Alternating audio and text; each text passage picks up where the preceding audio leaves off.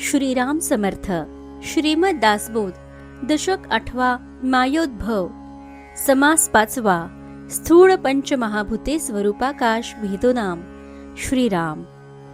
केवळ मूर्खते नेणे म्हणौ न घडले सांगणे, पंचभूतांची लक्षणे विशद करुनी. श्रीराम. मूर्ख असतात ते पंचमहाभूतांची लक्षणे जाणत नाहीत, म्हणून स्पष्ट करून सांगणे भाग पडले.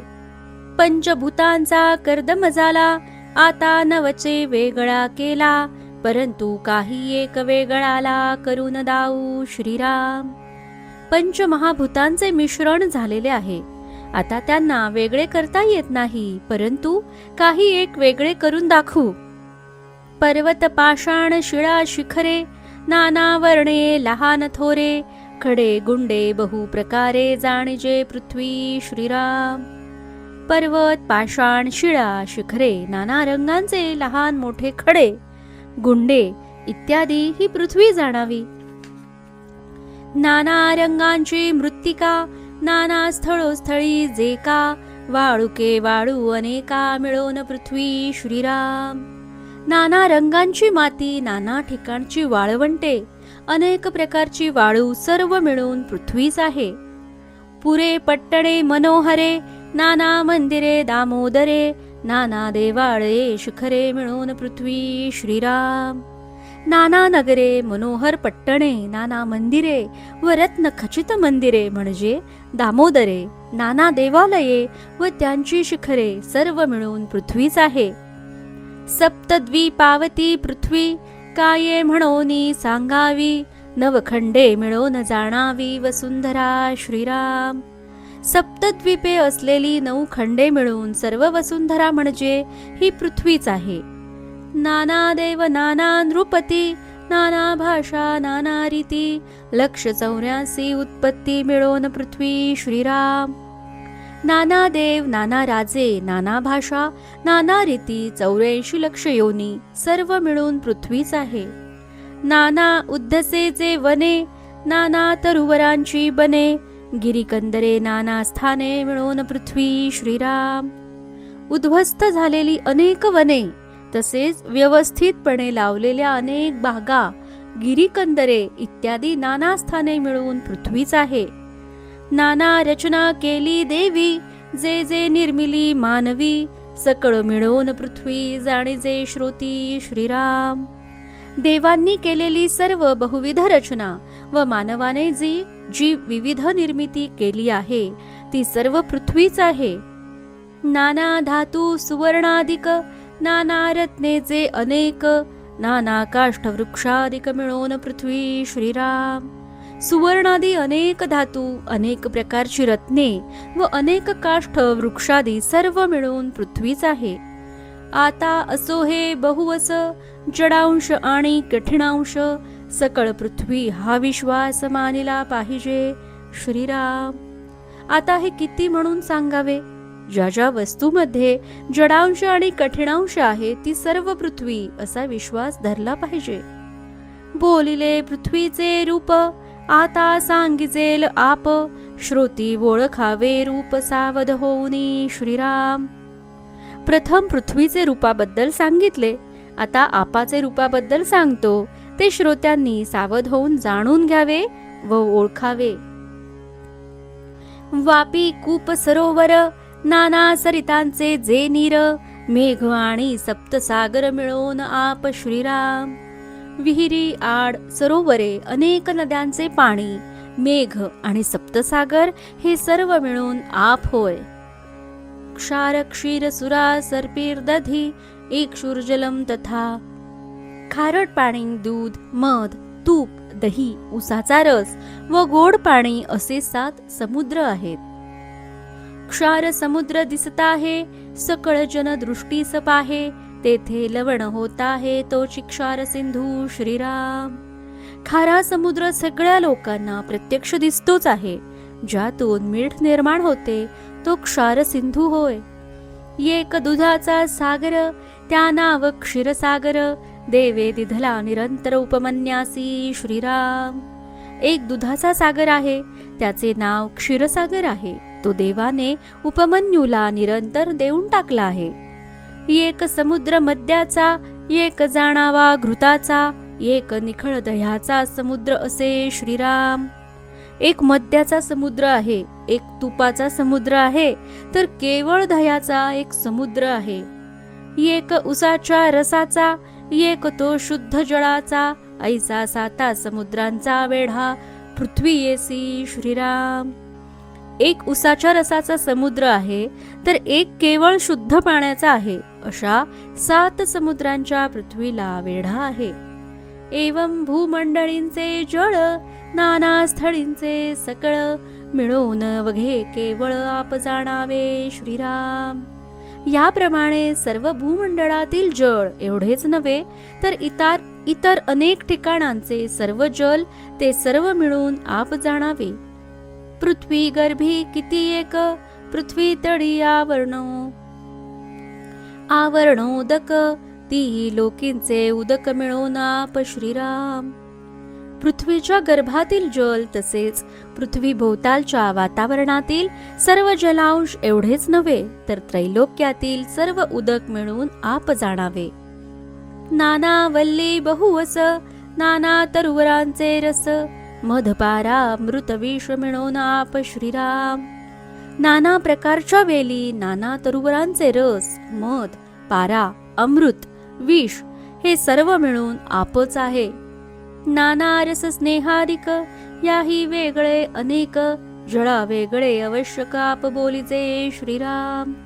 नाना रस तेलादी याखेरीज अनेक वेगळे रस, जल व त्याशिवायही जे मृदू, शीतल, ओले आहे ते सर्व आप समजावे.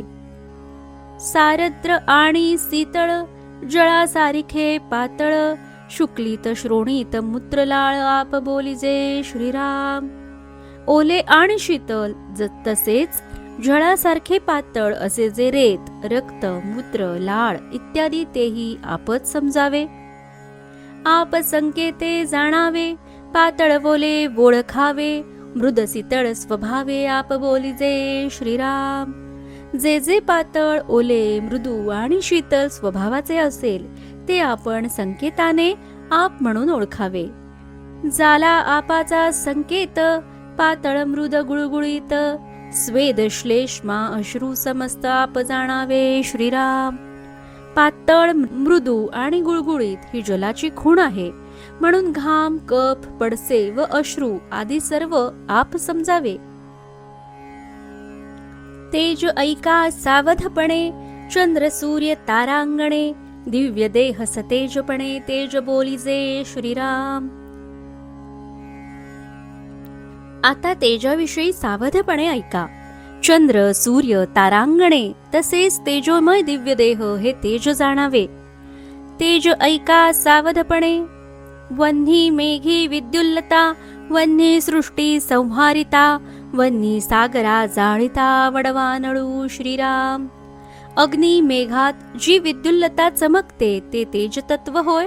तसेच सर्व सृष्टीचा संहार करणारा प्रलयाग्नी आणि सागराला जाळणारा वडवानल.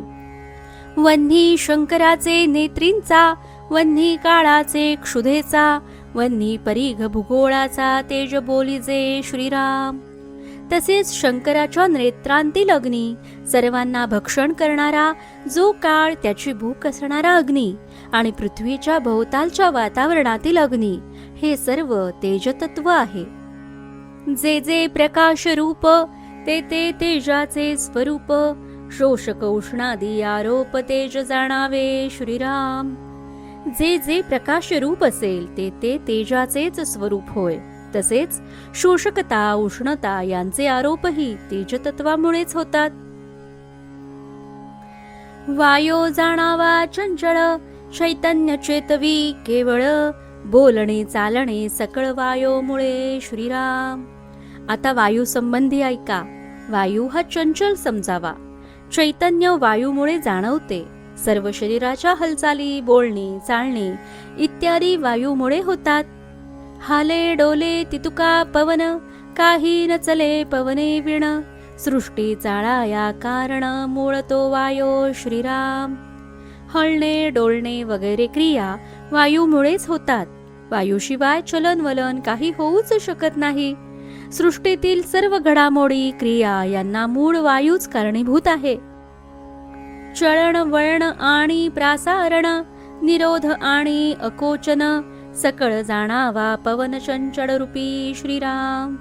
चलन वलन, प्रसरण आणि आकुंचन व निरोध यामागे चंचल असे वायुतत्वच असते हे जाणून घ्यावे. प्राण अपान आणि व्यान, चौथा उदान आणि समान, नाग कूर्म कर्कश जाण देवदत्त धनंजये श्रीराम.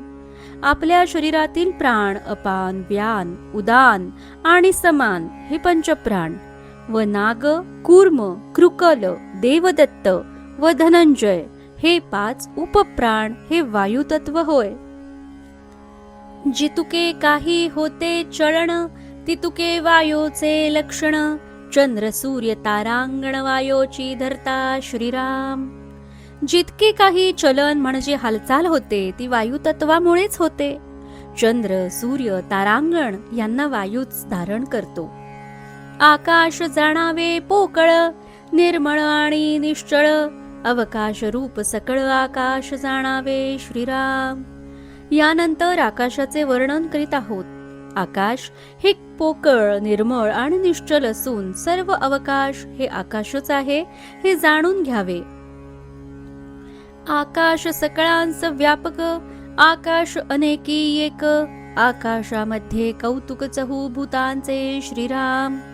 सर्व ब्रह्मांडाला आकाशाने व्यापले आहे. अनेकांना ते एकटेच व्यापून आहे आणि पृथ्वी, आप, तेज व वायू या इतर 4 भूतांचे कार्य आकाशात चालते. आकाशा ऐसे नाही सार, आकाश सकळांहून थोर, पाहता आकाशाचा विचार, स्वरूपासारिखा श्रीराम. आकाशासारखे सार नाही, सर्वांहून आकाश श्रेष्ठ आहे. आकाशाचा विचार करू लागले की स्वरूपाशी त्याचे साम्य आहे असे वाटू लागते. तव शिष्ये केला आक्षेप, दोहीचे सारखेची रूप, तरी आकाशाची स्वरूप का म्हणू नये श्रीराम.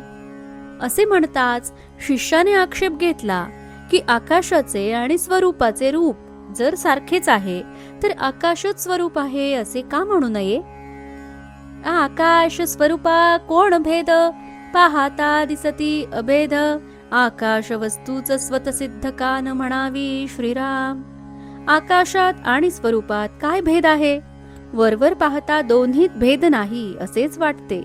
मग आकाश ही स्वयंसिद्ध आत्मवस्तू म्हणजेच परब्रह्म असे का म्हणू नये. वस्तू अचळ अढळ, वस्तू निर्मळ निश्चळ, तैसेची आकाश केवळ वस्तू सारिखे श्रीराम.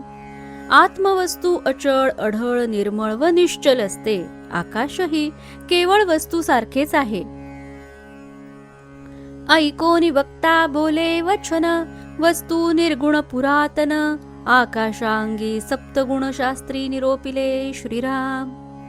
हे ऐकून वक्ता बोलू लागला की वस्तू ही पुरातन नसून निर्गुण आहे, तर आकाशाच्या अंगी 7 गुण आहेत असे शास्त्रात सांगितले आहेत.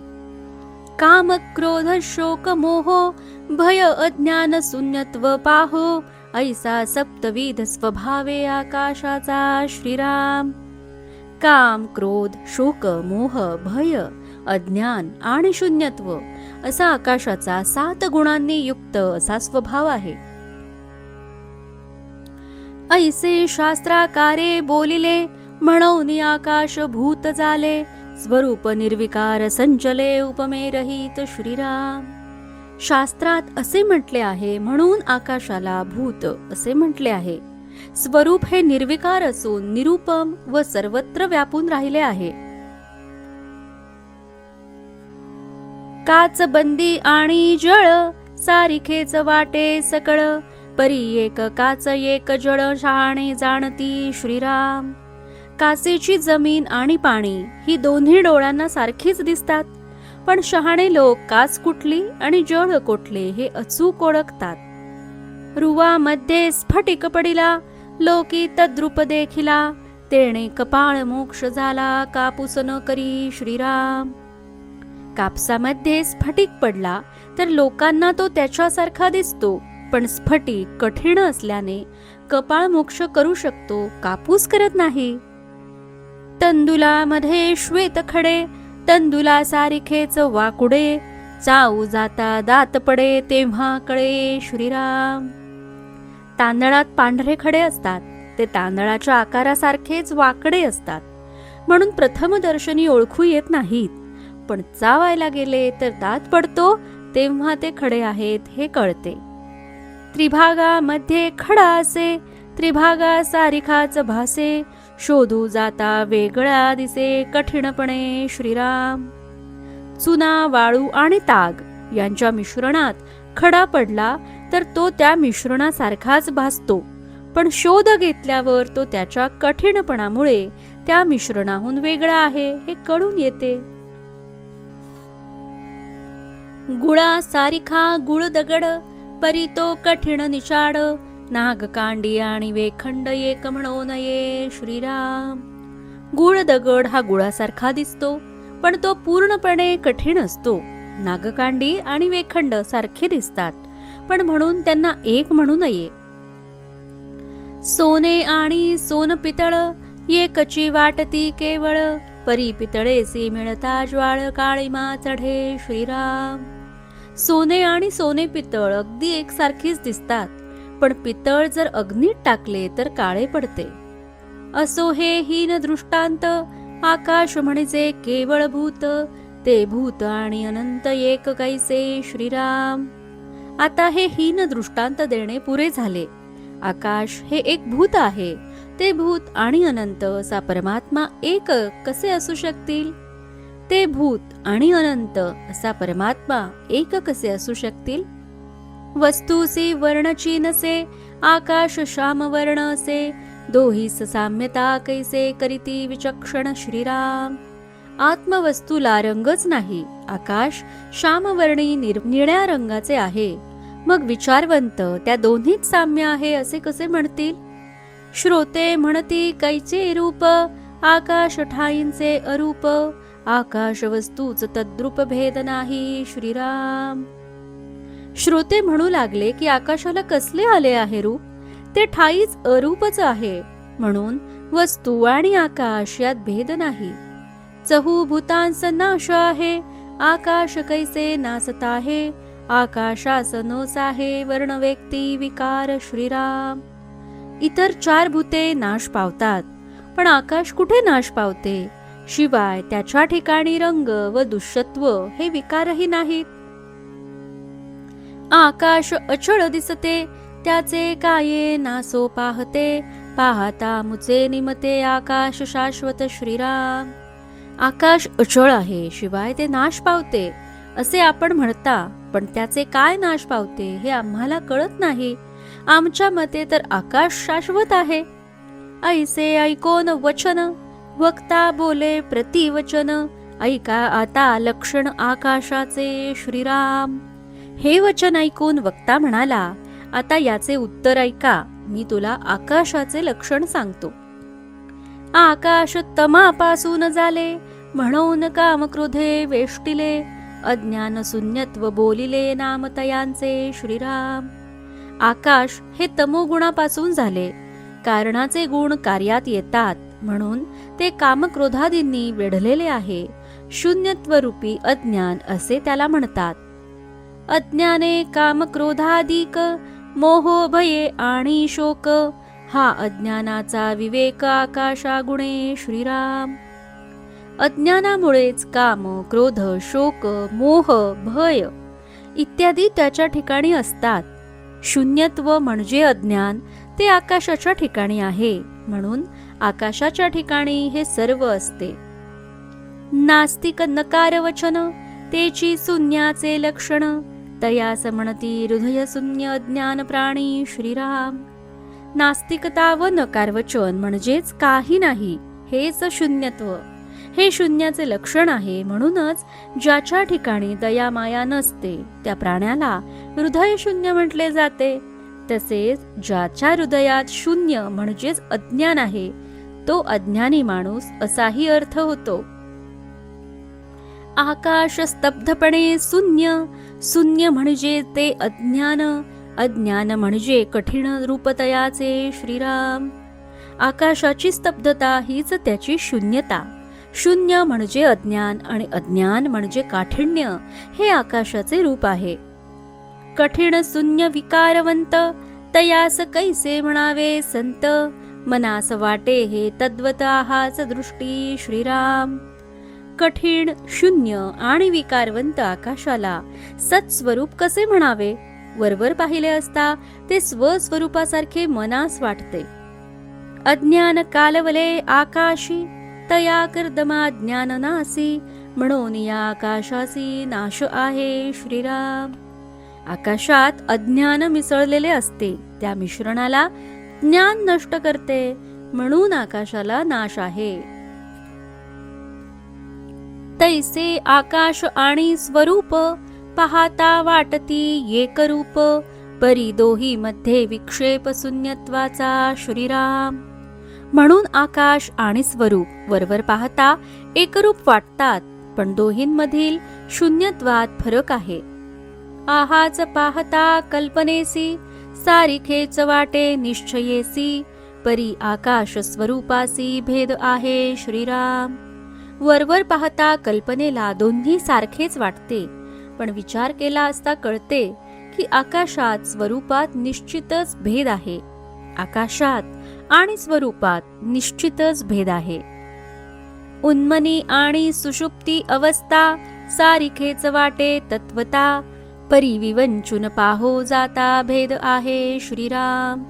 ज्याप्रमाणे उन्मनी अवस्था आणि सुषुप्ती अवस्था वरवर पाहिले असता सारख्या वाटतात, पण विश्लेषण करून सखोल विचार केला असता कळून येते की त्या दोन्ही अवस्थांमध्ये भेद आहे. सुषुप्तीमध्ये अज्ञान बीज रूपाने शिल्लक असते. उन्मनीत अज्ञान संपूर्ण नष्ट होऊन स्वस्वरूपाशी पूर्ण तादात्म्य झालेले असते. हा मोठा फरक आहे. खोटे खऱ्या सारिखे भाविती, परी परीक्षवंत निवडिती.